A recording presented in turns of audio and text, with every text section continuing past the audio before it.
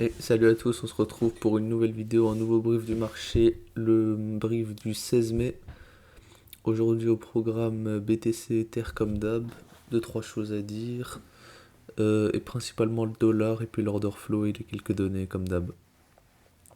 Alors le dollar, le BTC qui est en train de valider un pullback ici, donc comme dit on avait fait une déviation à l'extérieur du range, on l'a réintégré, pullback. C'est pas impossible. Enfin, on peut très bien aussi continuer le petit move baissier pour aller chercher le gap. C'est pas impossible. Même une mèche, mais directement réintégrée. Ou même sinon, on le fait. On ira le chercher plus tard aussi, c'est pas un souci. Mais en tout cas, là, on est en train de faire une sorte de pullback qui sera validé si on casse, on va dire, les 27 006, 27 008, cette zone-là. Et là, on pourra vraiment espérer le haut de range. Parce que, comme d'hab, quand on casse un range, qu'on le réintègre, on, on va chercher la borne opposée. Ou au minimum, on peut espérer les. TradingView bug un petit peu, hein. Au minimum, on peut espérer cette zone-ci. Ah, c'est pas possible. La zone de rechargement de short. De longue. Non, de short. Short. De la dernière baisse. Donc ce qui ferait 28 008, quelque chose comme ça. Donc voilà, minimum, si vous êtes en trade, bah, prenez un TP ici, un TP au moins partiel. Et puis et le TP final en haut. Puis même si vous êtes chaud, vous gardez jusque plus haut, mais faire attention, parce que ce range-là, si on casse les 30 000, alors certes c'est très boule, mais il y a aussi de fortes chances qu'on se fasse rejeter si on va au-dessus, mais bref. En tout cas, c'est pas le moment de parler de ça, mais sinon, ouais, on avait créé un gap ce week-end, on était bien remonté, on est descendu jusqu'au 25 008, on est remonté directement, on a créé un petit gap, donc c'est pas impossible qu'on aille le chercher dans la semaine. Là, on est en train de donner l'impression qu'on n'a pas envie de le chercher, on a fait le pullback direct, enfin pile sur la borne basse, on est en train de le valider, donc ouais, plutôt haussier sur les prochains jours. Après, c'est pas significatif, c'est pas un changement de tendance parce qu'au final, on serait toujours dans le range. Mais au moins, ça retarderait. Parce que là, on est en train de faire des tops de plus en plus bas. Là, si par exemple on valide le scénario qu'on va dans la zone de rechargement, bah, ça ferait un top de plus en plus bas encore. Donc, et même chose pour les plus bas. Donc, ce serait. Voilà. Donc ce serait clairement une tendance haussière si ça se valide. Objectif toujours les 23 000 plus ou moins dans la zone de rechargement de short ici, entre 22 et 24. C'est toujours mon objectif. Si à validation de cassure baissière et de tendance haussière, parce que là c'est pas très beau, hein, ce qu'on voit sur les dernières semaines. Comme ça, c'est vraiment pas beau. Donc voilà, objectif après. Toujours au final, en weekly, objectif toujours 36 000 parce que moi, ça m'étonne qu'on fasse un top ici, c'est pas impossible, hein. Mais alors qu'il y a le gap CME, le premier arrêt juste au-dessus, s'arrêter ici, ce serait un peu bizarre, je trouve. Mais donc pour moi, j'ai toujours comme objectif les 36 000, mais avant ça, pourquoi pas aller chercher les 23 000, c'est un peu comme ça que je le vois, quoi. Pour Ether, pour Ether, c'est à peu près la même chose. Il y a toujours le premier arrêt qui est à 2004, donc c'est toujours l'objectif que j'ai, mais avant ça, pour moi, on va faire à peu près le même scénario que l'Ether, enfin que le BTC, c'est-à-dire aller chercher la zone de rechargement de longue du dernier mouvement. On est en train de faire à peu près la même chose que le BTC, c'est-à-dire qu'on a cassé le range, on l'a réintégré, et là on est en train de valider un pullback. Donc on a accepté, donc là c'est ce qu'on appelle une acceptation de la réintégration. Que si on réintègre pour se faire rejeter direct, c'est pas une réintégration. Là, on est en train de l'accepter. On accepte la réintégration de ce range. Donc, comme d'hab, même objectif, le haut de range et au minimum la zone de rechargement qui doit se retrouver là, plus ou moins. Plus ou moins au niveau des 1009. Pour le S&P 500, il se passe vraiment rien depuis depuis plusieurs jours là, quasi 2 semaines.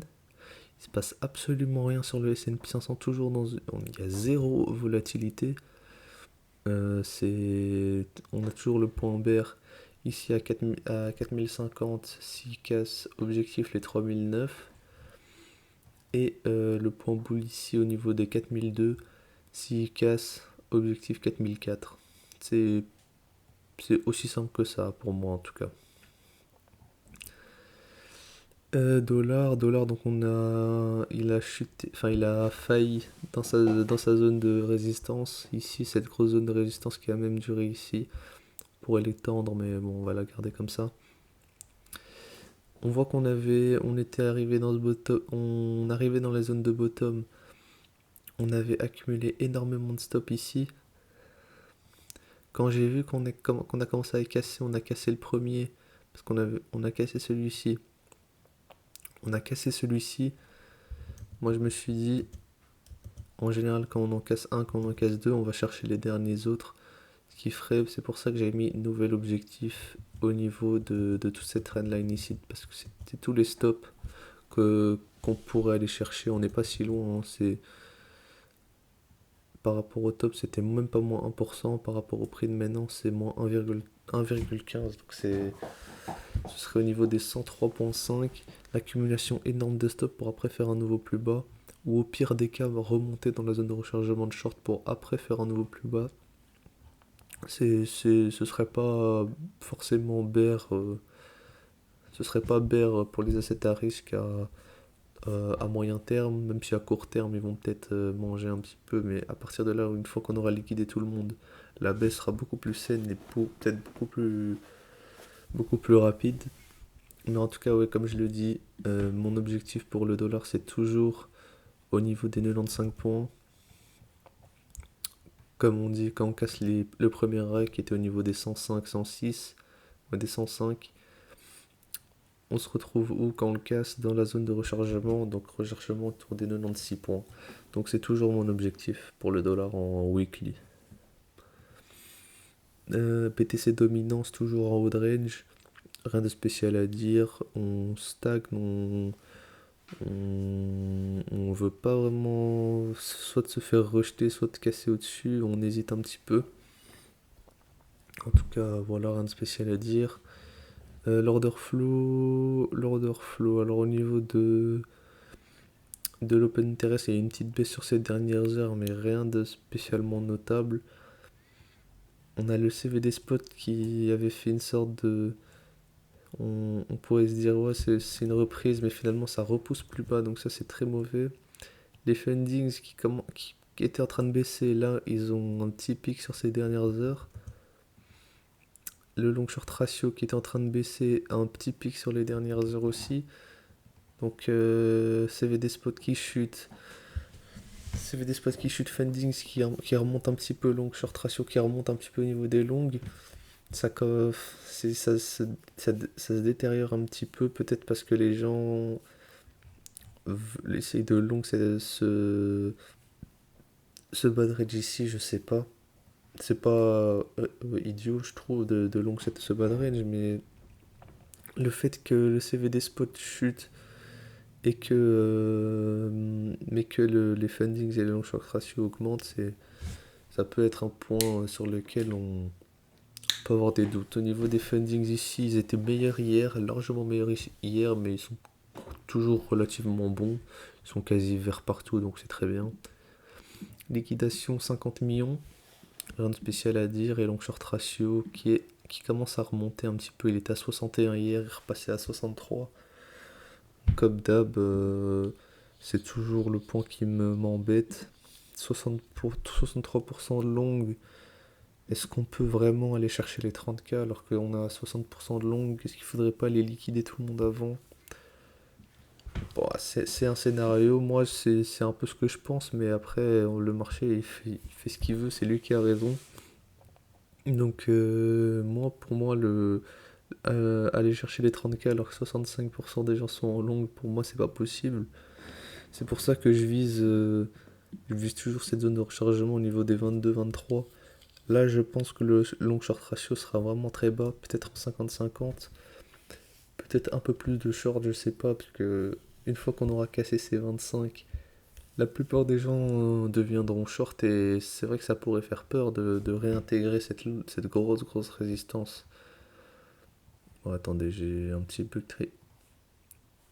Euh, Qu'est-ce qui se passe? Ok, c'est bon. C'est vrai que réintégrer ces 25 000, bah ça ferait peur parce que c'est quand même la zone dans laquelle on est resté pendant plus d'un an, enfin pendant un an environ. Donc réintégration et acceptation en dessous, là ça voudrait dire pas forcément un nouveau plus bas, mais peut-être enfin je sais pas, une accumulation, enfin quelque chose comme ça quoi, jusqu'à la halving, jusqu'en 2024. Donc ouais, si on la casse, moi ce que je vise quand je dis les 23 000, c'est très rapidement une réintégration, une poursuite haussière. C'est ce que je vois en ce moment et pour les terres c'est à peu près le même scénario. Et au niveau du total 3, rien de spécial à dire, forcément toujours en bas de range. Voilà, j'espère que ça vous aura plu. Fin du brief d'aujourd'hui, rendez-vous demain, comme d'hab, tous les jours entre 10h30 et 11h. Entre 10h plutôt et 11h, tous les jours un nouveau brief, donc n'hésitez pas à vous abonner. Et à bientôt, à demain.